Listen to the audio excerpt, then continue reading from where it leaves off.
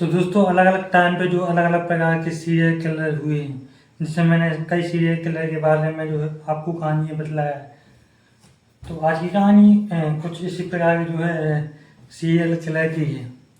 तो ये कहानी है दिल्ली की।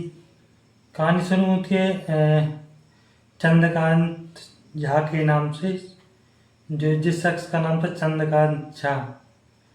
चूँकि दिल्ली में ये काम करने के लिए आया था, कहीं दिल्ली के पास कोई गांव है वहाँ का था, तो ये काम करने की तलाश में जो है दिल्ली में आया। ठीक ठाक जो है काम करता था, तो ठीक ठाक सब कुछ चल रहा था। लेकिन बात है सन 1998, आदर्श नगर।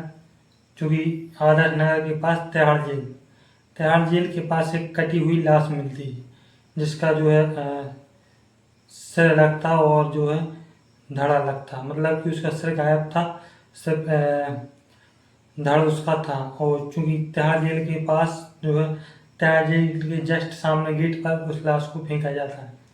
क्योंकि एक आश्चर्यजनक बात थी कि इतनी सिक्योरिटी होने के बावजूद जो है कैसे लाश मतलब और कितना ही चालाक जो है कातिल है कि जो इतनी सिक्योरिटी के बीच भी जो है लाश को इस प्रकार फेंक जाता है। तो 1957 में ये पहला केस होता है। चूँकि पुलिस आती है, तहकीकात करती है, और चूँकि इसके बाद जो है चंद्रकांत झा को जो है पकड़ा भी जाता है। क्योंकि पकड़ा हो जाने के बाद ज़्यादा कोई पुख्ता सबूत नहीं मिलते चंद्रकांत झा के खिलाफ, तो चूँकि चंद्रकांत झा को छोड़ दिया जाता। और इसमें जो लाश मिली थी उसका कुछ डीएनए वगैरह भी कराया गया था। क्योंकि जिसका मर्डर हुआ था तो उसका भी जो है कोई ऐसे आइडेंटिफाई नहीं कर पाई थी पुलिस कि ये किसकी लाश है और किसने मर्डर किया। तो चूँकि कुछ ऐसा अभाव था, तो चूँकि चंद्रकांत झा को उस समय जो है छोड़ दिया गया। तो इसके बाद 5 साल तक जो है कोई मर्डर नहीं होता इस प्रकार का। तो 5 साल बाद चूँकि फिर मर्डर होता है, बात है 2003 की। सेम वही होता है कि मर्डर किया जाता है और एक शख्स का मर्डर करने के बाद उसके सिर को काट कर अलग फेंक दिया जाता है और धड़ को लाकर जो है तिहाड़ जेल के पास फेंक दिया जाता है। तो पुलिस फिर से सदमे में थी कि यार मतलब इतना खतरनाक, इतनी सिक्योरिटी होने के बावजूद इतना कितना चालाक है जो ये कातिल हैं कि जो तिहाड़ जेल के पास पहुंच जाता है और लाश को भी फेंक कर जाता है। क्योंकि आप लोग कभी गए हो तो तिहाड़ जेल के पास बहुत सारी जो है इतनी हाई क्वालिटी की सिक्योरिटी रहती है। तो बात कहीं ना कहीं पुलिस को भी ये चैलेंज था कि इस जो मर्डर को जो है जिसने मर्डर कराया उसको पकड़ना है। तो दूसरी लाश मिलती है। इसके बाद 20 नवंबर 2003 को अब तीसरा मर्डर होता है, जो कि तिहाड़ जेल के गेट नंबर 1 के सामने मिलती है। चूँकि ये भी चूँकि पुलिस तहकीकात करती है और ज़्यादा कुछ हो नहीं पाता। इसके बाद 2 नवंबर 2005 को मैनपुरी के पास जो कोई इलाका है, वहाँ से मर्डर करने के बाद इस लाश को भी जो है तिहाड़ जेल के पास फेंका जाता है। और इसके बाद 20 अक्टूबर 2006 को 5वीं लाश मिलती है, सिरकटी लाश। वही सेम सिलसिला था, चूँकि अब ये गेट नंबर 3 के पास मिलती है। और इसके बाद जैसे ही अब इसके बाद 25 अप्रैल 2007 को छठी लाश मिलती है। इसके साथ ही वही सेम सीन था कि कत्ल करने के बाद जो है सिर को अलग करा जाता है और धड़ लाकर जो है तिहाड़ जेल के पास फेंक दिया जाता है। अब 7वीं लाश मिलती है 18 मई 2000 जो है 7 को। अभी 7वीं लाश मिलती है।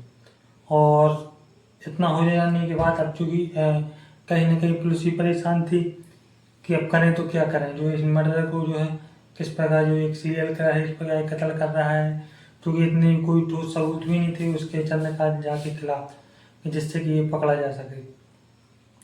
क्योंकि सिलसिला 1998 में स्टार्ट हुआ था, तो चूँकि पुलिस को ये था कि हो सकता है चंद्रकांत झा भी ने भी ये मर्डर ना कर रहा हो, कोई और शख्स हो, तो इतना कोई पुख्ता सबूत नहीं था। तो कहीं न कहीं ये था कि अब क्या करें, किस प्रकार जो है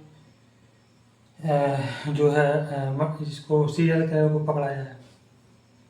अब होता ये है कि दोस्तों जब ये 5 मर्डर करता है तो ये पीसीओ से फ़ोन करता है, वो बोलता है कि मैं पुलिस थाने में फ़ोन करता है जो है त्याग जेल में, और बोलता है कि मैं तुम्हारा दामाद बोल रहा हूँ और यदि तुम में हिम्मत हो तो मुझे पकड़ कर दिखा दो। तो ये एक सिर्फ कॉल था, बाकी उसने अपनी आइडेंटिटी नहीं बताई। और इसके बाद वो 5वीं लाश जो मर्डर करा था उसने, तो उसके पास भी एक लेटर छोड़ कर जाता है।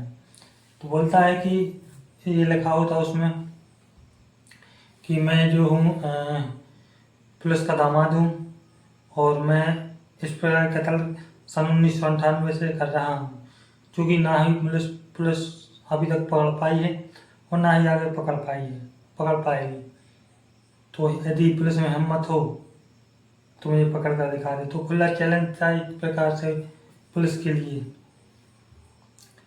तो कहीं न कहीं ये था कि पुलिस और वहाँ के जो चीफ मिनिस्टर थे उनके लिए भी कहीं न कहीं ये चैलेंज वाली बात थी, अपनी जो है नाक बचाने वाली बात थी कि एक सीरियल किलर जो इस प्रकार की धमकी दे रहा है और जो पकड़ा भी नहीं जा रहा है, ना ही उसके पास कोई सबूत है। तो पुलिस भी परेशान थी, तो आला अधिकारी को मीटिंग करी जाती है और इसको पकड़ने के लिए जो है पुलिस पर प्रेशर बनाया जाता है। अब होता ये कि जो 7वीं लाश मिली थी वो उसको पुलिस जो है डीएनए वगैरह करके और करवा कर पहचान लेती है। उसकी लाश की जो है शनाख्त होती है दिलीप मंडल के नाम से शनाख्त होती है। क्योंकि दिलीप मंडल के नाम से शनाख्त होती है, उसके फैमिली वालों का भी पता चल जाता है। तो फैमिली वालों का पता होने के बाद उनके माता पिता से इसका डीएनए टेस्ट वगैरह कराया जाता है इस लाश का, तो लाश की शनाख्त हो जाती है। क्योंकि अब पुलिस वालों को ये था कि सिर्फ एक लेटर था, क्योंकि लेटर मिलने के बाद और एक कॉल भी करा गया था, तो सिर्फ ये 2 सबूत थे पुलिस वालों के पास, और ज़्यादा कोई इतना पुख्ता सबूत नहीं था कि जो है जिससे कि सीरियल किलर को पकड़ा जा सके। अब होता ये है कि चूँकि इसी के आधार पर अब जो है चंद्रकांत झा की तलाश करी जाती है, क्योंकि कहीं न कहीं शक ये भी था कि उसने लेटर में ऐसा लिखा था कि मैंने 1998 में स्टार्ट करा है, तो 1998 में उसने पहला मर्डर करा था।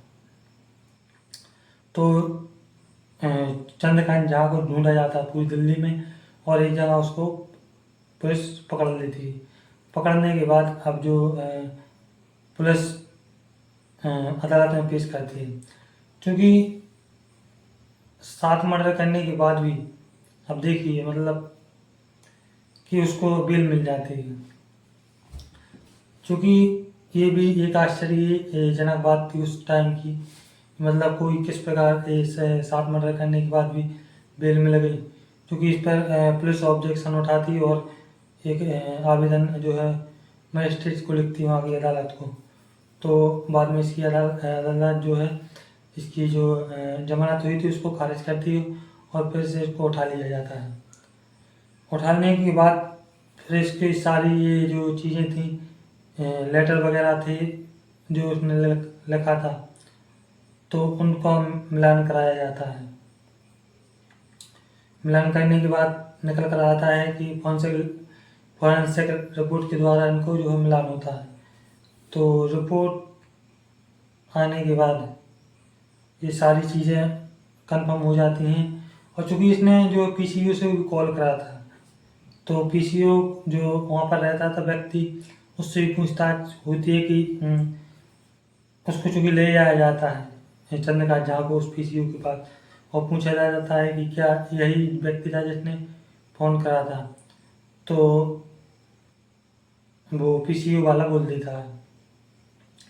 और चूँकि जब इसको चंद्रकांत झा को वहाँ से उठा कर लाते हैं उसके घर से, तो वहाँ पर कुछ ऐसे हथियार भी मिले थे या चाकू वगैरह मिले थे जो कोई इन सातवीं लाश थी जो उसके खून से उनको उसका खून मैच कर जाता है। तो एक ये था, तो कहीं ना कहीं अब कुछ अच्छे सबूत थे पुलिस के पास। तो कई सालों तक 2-4 साल तक इसका केस चलता है, और बाद में जो 4 फरवरी को इसका 2 लाशों का फैसला, मतलब 2 कत्ल का फैसला आता है। पहले कत्ल के लिए इसको जो है उम्र कैद की सज़ा सुनाई जाती है, और दूसरे कत्ल के लिए फांसी की सज़ा दी जाती है। क्योंकि और 5 मर्डर का केस अभी भी चल, मतलब उस टाइम चल रहा था, अभी तो नहीं चल रहा। अभी चूँकि 2024 है तो उसको उम्र कैद हो चुकी है।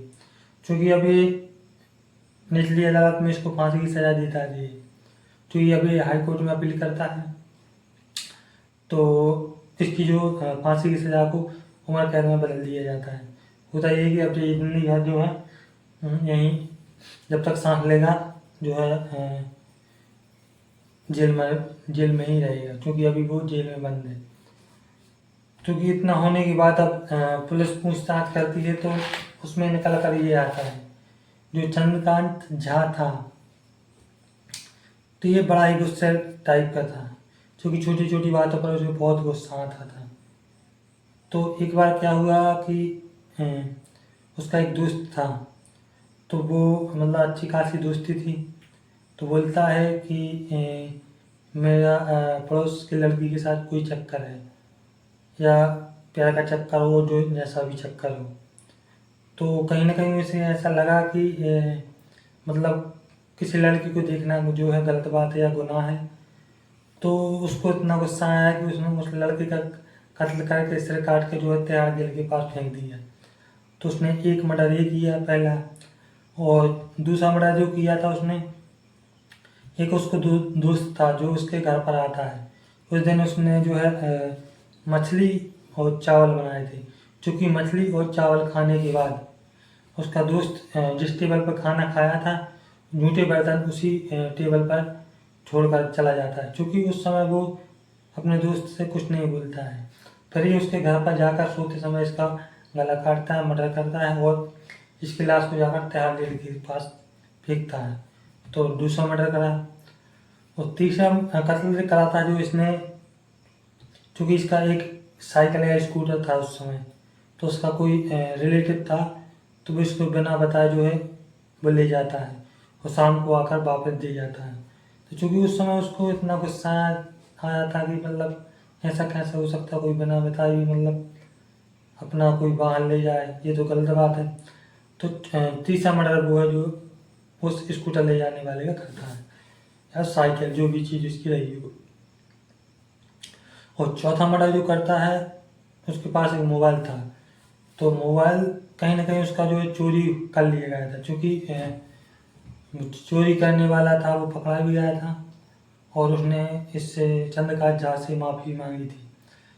क्योंकि कहीं ना कहीं उसको इतना गुस्सा था कि मतलब चोरी के लिए तो कोई सज़ा ही नहीं है मौत से बढ़कर, तो उसने उसका कत्ल करके जो है तिहाड़ जेल के पास फेंक दिया था।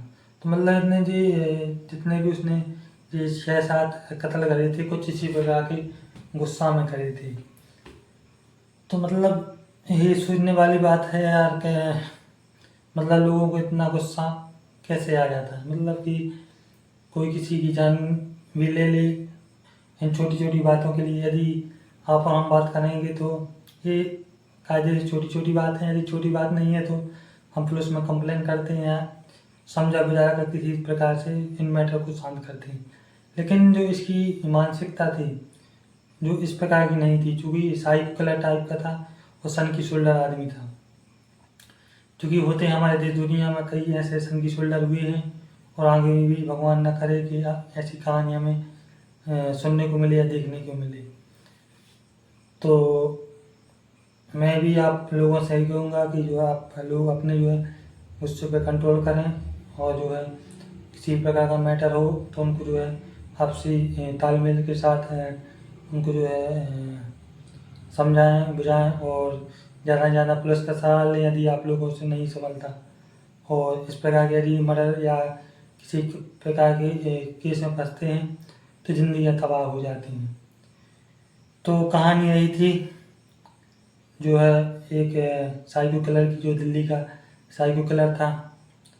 तो कहानी कैसी लगी आप लोग ज़रूर बताएं कमेंट करके, क्योंकि मैं कई दिनों से कहानी माइंड में थी कहीं ना कहीं, तो आज मुझे इसको सुनाने का आप लोगों से सौभाग्य मिला। तो बाकी कमेंट करके आपको ज़रूर बताना कहानी कैसी लगी।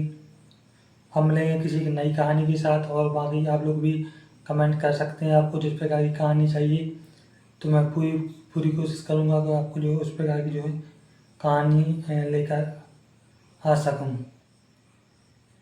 तो आज के लिए बस इतना ही, अब मिलेंगे किसी नई कहानी के साथ, तब तक के लिए जय हिंद, वंदे मातरम।